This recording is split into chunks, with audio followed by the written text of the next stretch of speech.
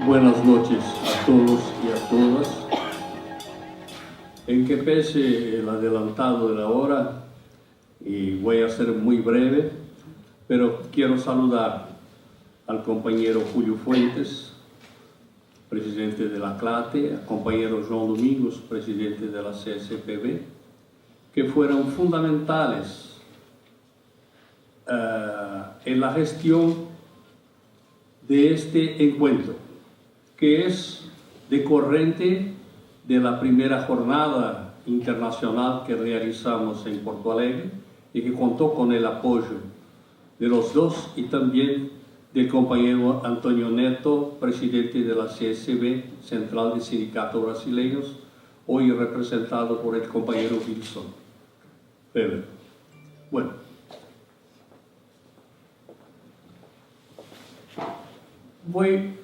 tengo un pequeño resumen de la cuestión de la reforma laboral de Brasil para que todos ustedes tengan la comprensión de lo que está se pasando, ¿no? Los aspectos todos del avance del neoliberalismo ya fueron suficientemente debatidos aquí en este momento, entonces voy a concentrarme en la cuestión concreta que es el proyecto de reforma laboral, reforma previsional. Esta PEC, que es un proyecto de emenda constitucional, y voy a hablar en portugués porque a tela está en español, los compañeros podrán, y tem a tradução também.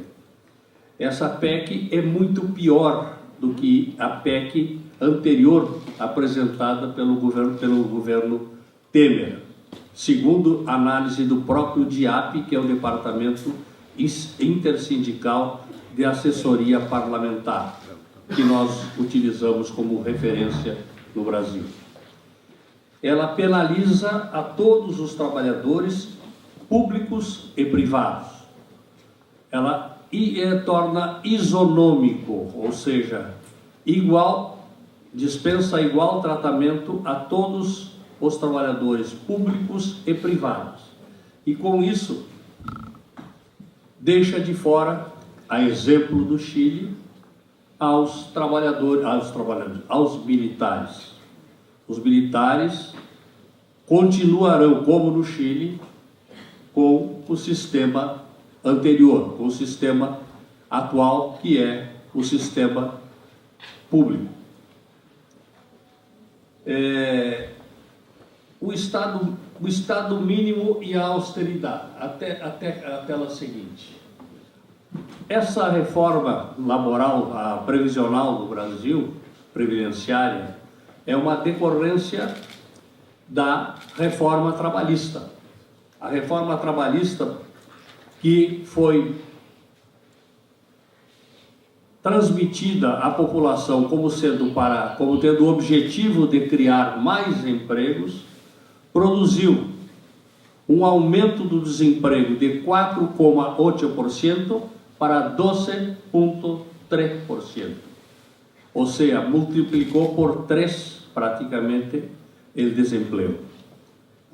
Hoje temos no Brasil 13 milhões de trabalhadores desempregados e mais 28,5 milhões de subempregados, aqueles que fazem qualquer tarefa para comer, mas não têm acesso a nenhum benefício social, nem amparo social.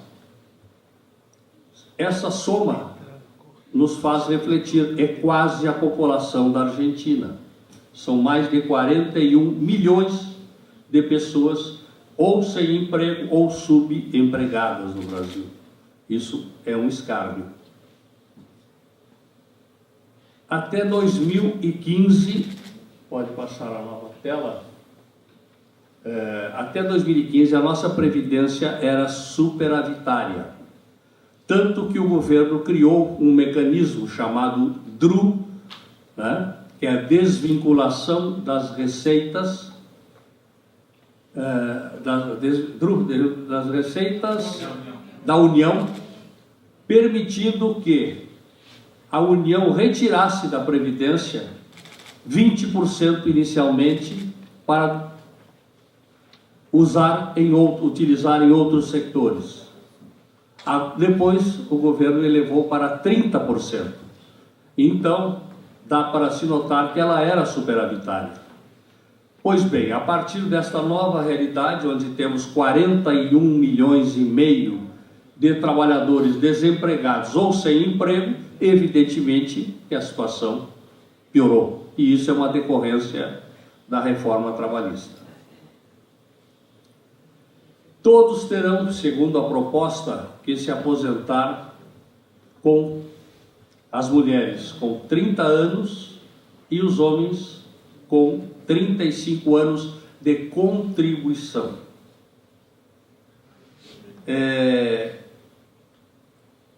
Isso significa que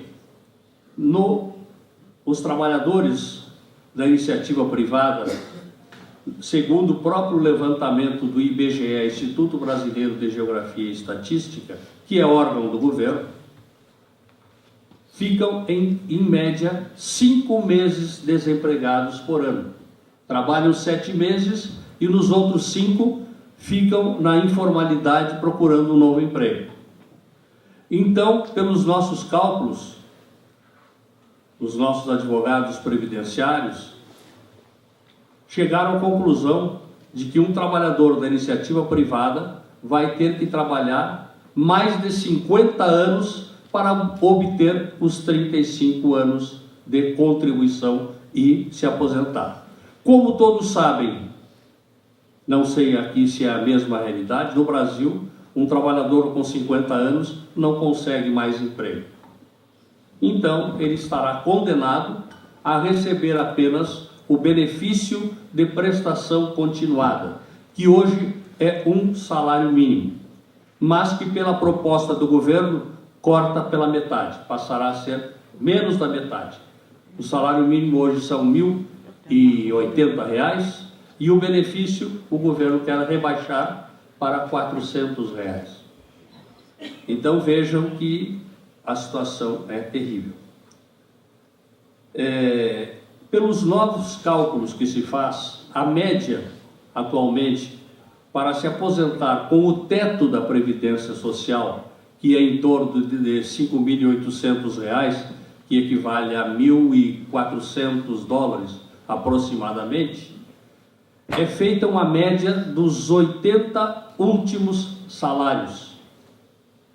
Pois bem, pelo projeto, o cálculo se dará pela média desde o primeiro salário até o último.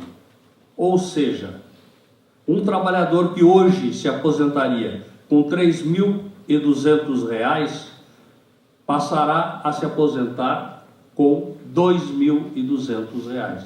Perderá cerca de 30% da sua aposentadoria, da sua jubilação. Vamos seguir adiante. Jubilados e pensionados. Aí está. Pelo projeto de lei, serão desvinculadas as correções, os aumentos dos salários ou dos trabalhadores ativos e dos inativos, dos jubilados e pensionados. Estes serão regulados ao bel prazer do governo por outro tipo de projeto, mas não acompanharão mais. Isso tanto para os trabalhadores públicos como para os trabalhadores da iniciativa privada.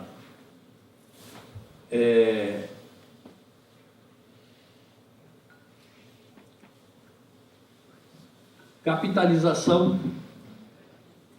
capitalização, embora tenha sido retirada pelo relator, que é integrante da base parlamentar do governo, ela ainda continua sendo discutida e o projeto que seria votado essa semana na Comissão de Constituição e Justiça, não houve acordo porque alguns setores do governo continuam, e também do parlamento, tentando incluir a questão da capitalização, assim como a inclusão dos estados e dos municípios, das províncias e dos municípios, neste projeto. Bueno, como isso não chegou a um acordo, como não houve um acordo, ficou para a semana que vem. Então ainda continuamos correndo o risco de que apresentem e incluam a questão da capitalização.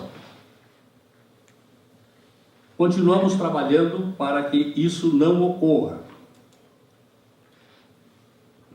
A questão da capitalização, estamos tentando mostrar para a sociedade no Brasil que o sistema atual de seguridade em nosso país tem 5 fontes de custeio. Tem a contribuição do trabalhador, a contribuição patronal, tem o PIS/PASEP, que tem um imposto sobre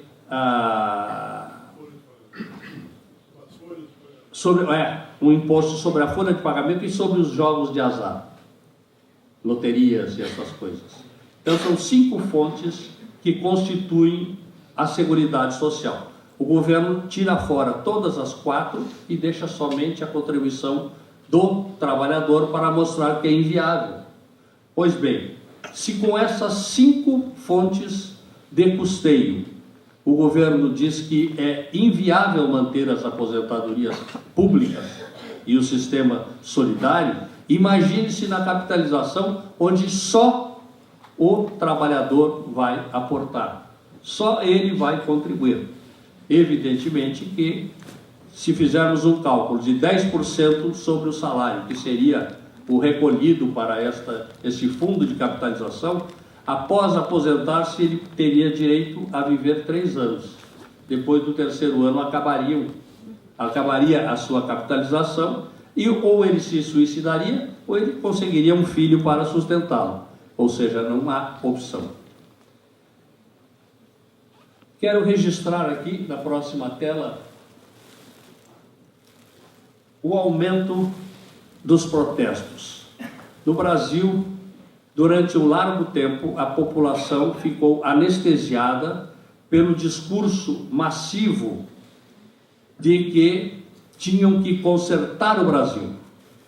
E para consertar o Brasil, era preciso sacrifício, porque o Brasil era inviável e precisava trazer investimentos internacionais.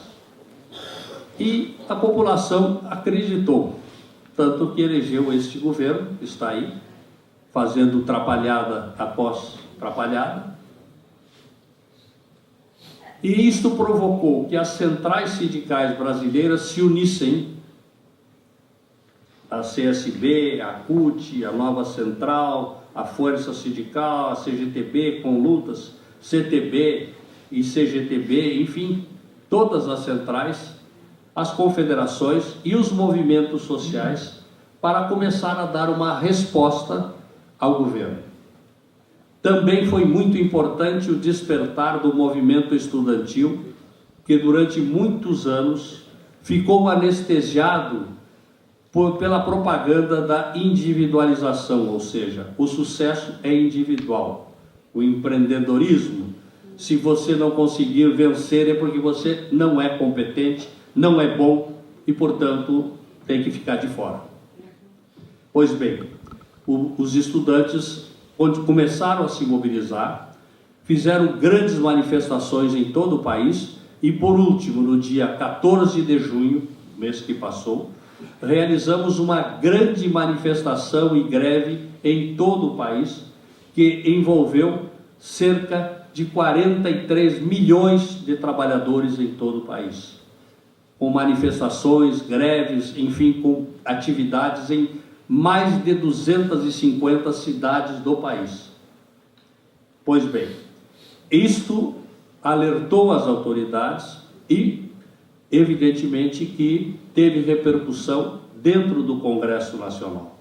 E, por isso, reforçou a nossa luta. E já está programado para esse mês ainda que entra, uma nova grande manifestação em todo o país, porque as mudanças até agora admitidas são meramente paliativas, são detalhes que não terão significado. Vejam que a questão, eu vou abordar, não sei se tem mais uma tela, não, essa era a última, né?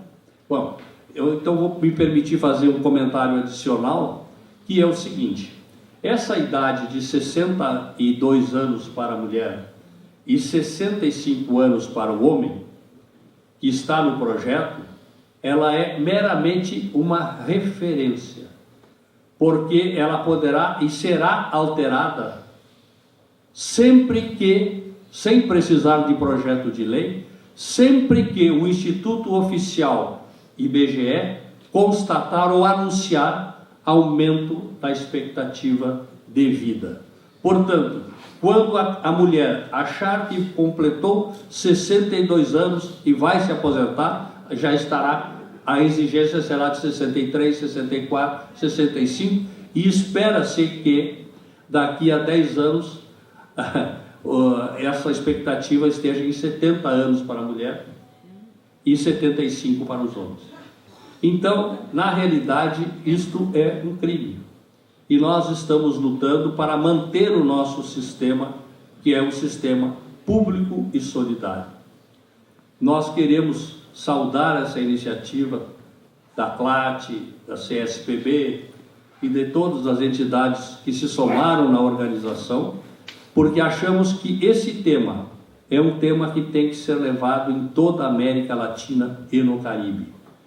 E cremos que com esse aumento de conscientização e, quem sabe, cheguemos a médio prazo ou a largo prazo a um dia internacional de protestos e greve em função da defesa da previdência pública e solidária, possamos começar a fazer frente, a enfrentar a toda essa política neoliberal. Portanto, eu saúdo a todos e convido para que continuemos nessa luta, porque sem luta nós não vamos conseguir, e sem unidade será muito mais difícil.